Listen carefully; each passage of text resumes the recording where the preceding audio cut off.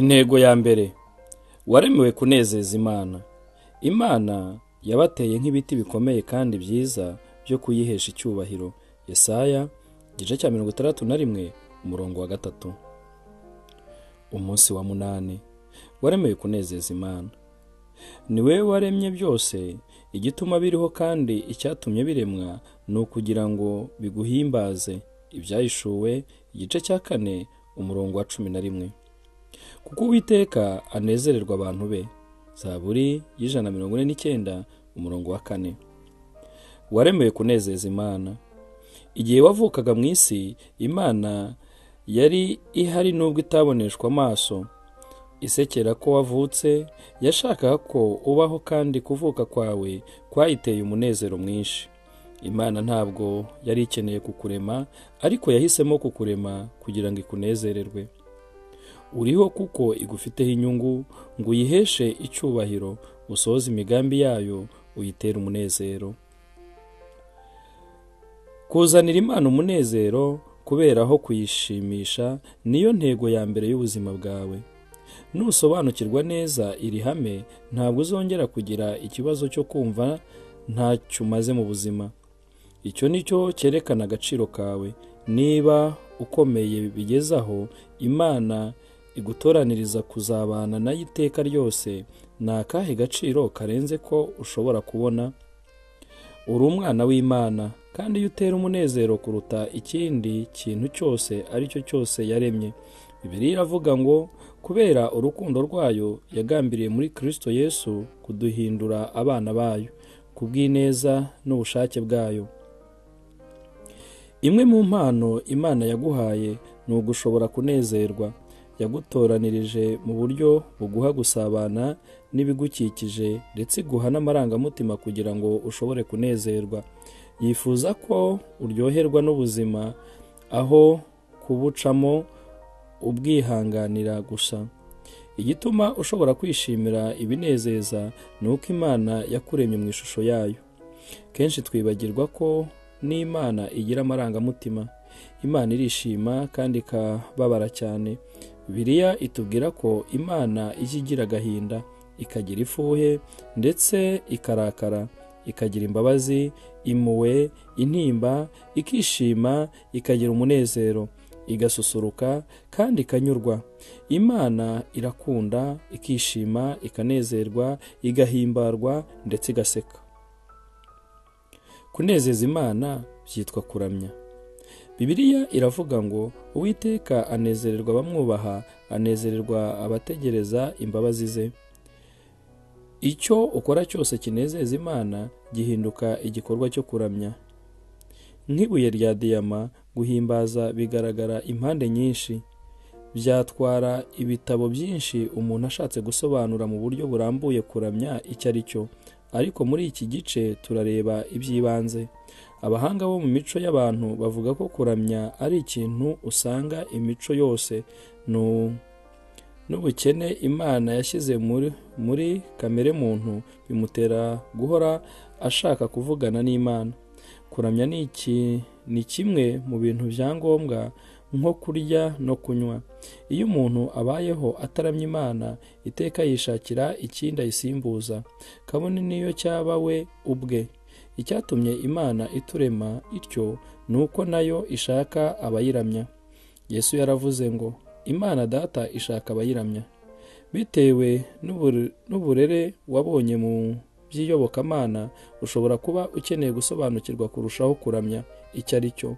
Ushobora kuba wibwira ko mvuga ya materaniro yo mu nsengero arimo kuririmba, gusenga no kumva inyigisho, cyangwa se ushobora kwibwira ko nshaka kuvuga ya mihango irimo gucana za buji ndetse no guhazwa, cyangwa se ugahita wumva amateraniro yo gukiza indwara, ibitangaza, ndetse no kwikubita hasi.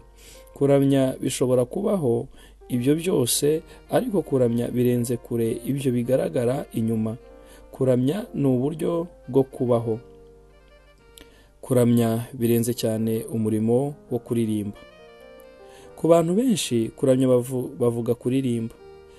Barakubwira ngo mu itorero ryacu amateraniro atangizwa no kuramya, hakabona kuza inyigisho.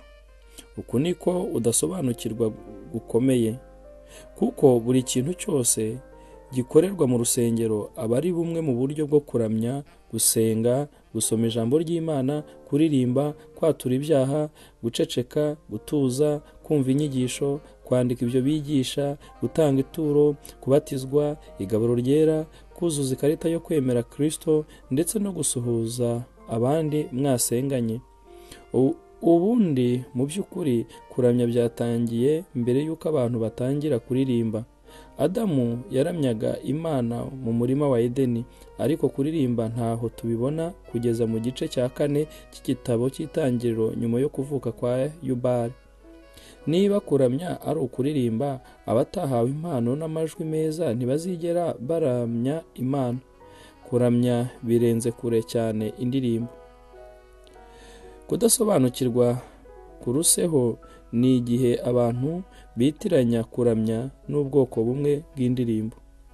Ukumva umuntu avuga ngo twabanje turirimba indirimbo imwe isanzwe, hanyuma dukurikizaho indi ndirimbo yo guhimbaza no kuramya. Cyangwa ukumva undi avuga ngo nkunda indirimbo zihuta zo guhimbaza, ariko nezezwa kurutaho n'izigenda buhoro zo kuramya.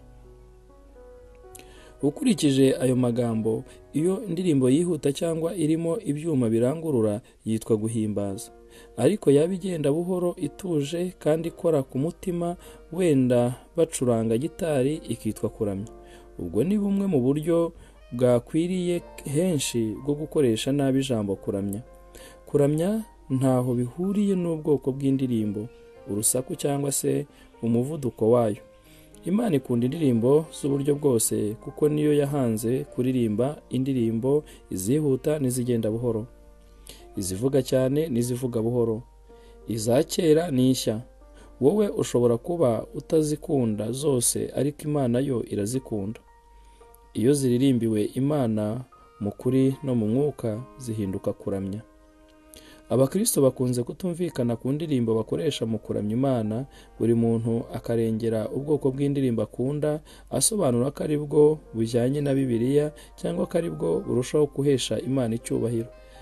Ariko mu by'ukuri nta bwoko bwa muzika bushingiye kuri Bibiliya, nta manota y'indirimbo dusanga muri Bibiliya, n'ibyuma bakoreshaga icyo gihe ntabyo tukigira. Urebye neza, ubwoko bw'indirimbo ukunda bwerekana uwo uri we, aho ukomoka na kamere yawe, ariko ntacyo bugaragaza ku Mana.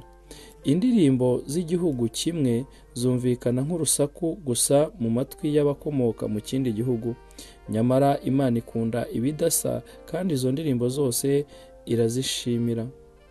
Nta muzika wa Gikristo ubaho, habaho amagambo ya Gikristo turirimba mu majwi.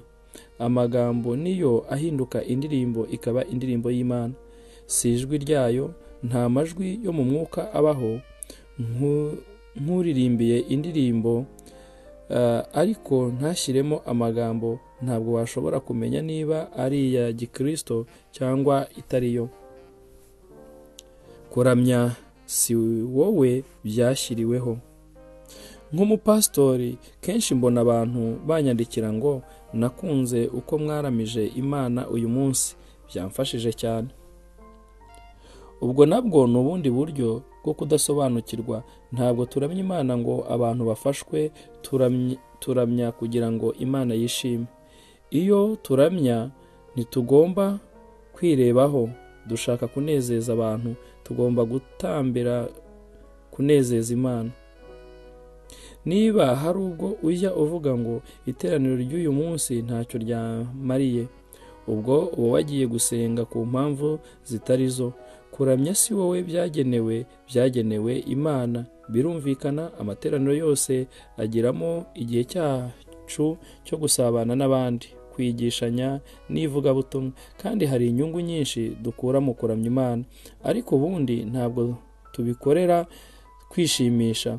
Impamvu nyamukuru yabyo ni uguhesha Umuremyi wacu icyubahiro no kumunezeza. Muri Yesaya igice cya 29, Imana yitotombera amateraniro yo ku munwa gusa, imitima iri kure yayo kandi irimo uburyarya. Abantu basenga Imana amasengesho y'akamenyero, bakayihimbaza bitavuye ku mutima. bakayibwira amagambo y'ubusa, bagakora imihango yashyizweho n'abantu batabanje no kwibaza icyo ivuga. Ntabwo umutima w'Imana ujya ususurutswa n'imihango y'akamenyero. Icyo ishaka ni urukundo rugurumana n'ubwitange. Bibiliya iravuga ngo aba bantu baranyegera bakambwira amagambo kandi bakanyubahisha iminwa yabo, ariko imitima yabo bakayishyira kure. Kubaha banyubaha n'itegeko ry'abantu bigishijwe. Kuramya ntabwo ari kimwe mu buryo ukora mu buzima, nibwo buzima bwawe. Ntabwo kuramya ari umwitozo wo mu rusengero twategetse gushaka mu maso hayo iteka ryose no gushima izina ryayo kuva izuba rirashe kugeza aho rirenga. Muri Bibiliya tubona abantu bahimbaza Imana bari ku kazi, bakayihimbaza mu ngo zabo, bakayihimbaza bari ku rugamba, abandi bakayihimbaza bari mu nzu y'imbohe ndetse bari no mu buriri. Guhimbaza Imana nicyo wagombye gukora bwa mbere ugikanguka, akaba ari cyo urangirizaho ugiye kugoheka ngo usinzire. Dawidi yaravuze ngo nzahimbaza Uwiteka iminsi yose, ishimwe rye rizaba mu kanwa kanjye iteka. Buri kintu cyose gishobora guhinduka igikorwa cyo kuramya iyo ugikoze ugamije guhimbaza Imana, kuyihesha icyubahiro no kuyinezeza. Bibiliya iravuga ngo iyo murya cyangwa munywa cyangwa mukora ikindi kintu icyo ari cyo cyose, mujye mukorera byose guhimbaza Imana. Martin Luther yaravuze ngo n'umukamyi ashobora gukama inka mu buryo buhesha Imana icyubahiro. Umuntu yakora ate ngo ibyo akoze byose bihesha Imana icyubahiro? Wabigeraho icyo ukoze cyose ugikoze nk'ukorera Yesu Kristo kandi ugakomeza kuganira nawe urimo kugikora. Bibiliya iravuga ngo ibyo mukora byose mubikore mubikuye ku mutima nk'abakorera shobuja mukuru badakorera abantu. Iryo ni ryo banga ry'ubuzima buramya Imana, ni ugukorera byose nk'ubikorera Yesu. Hari uburyo bumwe bahinduye Bibiliya message, maze Abaroma igice cya 12 umurongo wa 1 bahahindura ngo ufate ubuzima bwawe busanzwe bwa buri munsi, gusinzira, kurya, kujya ku kazi, ibyo ukora byose mu buzima ubishyire imbere y'Imana nk'igitambo. Akazi gahinduka kuramya iyo ugakoze ukenguruye Imana kandi ukagakora uzi ikureba iri kumwe nawe. Ntangira gukundana n'umugore wanjye nahoraga mutekereza. Iyo nabaga ndi ku meza mu gitondo, iyo nabaga ndi mu modoka ngiye kwiga, ndi mu masomo, ndi ku murongo mu maduka, ndi kuri sitasiyo nagiye kunywesha lisansi, nta na rimwe nabaga ntatekereza fiyanse wanjye. Kenshi nabaga nsa n'uwiganiriza mutekerezaho, ntekereza ibyo mukundira. Ibyo byatumaga numva negeranye na Kay, nubwo twari dutandukanijwe n'intera ndende kandi twiga mu bigo by'amashuri makuru bitandukanye. Uko narushagaho kumutekereza kenshi, nagumaga mu rukundo rwe. Kuramya nyakuri nuko nguko, ni ugukunda Yesu nk'abafiyanse. Umunsi wa 8, gutekereza ku ntego y'ubuzima bwanjye. Ingingo yo kuzirikana, naremewe kunezeza Imana. Umurongo wo gufata mu mutwe, Uwiteka anezererwa abantu be. Zaburi 149 umurongo wa 4a. Ikibazo cyo gutekerezaho, ni ikihe kintu gisanzwe natangira gukora nkaho ngikorera Yesu ubwe?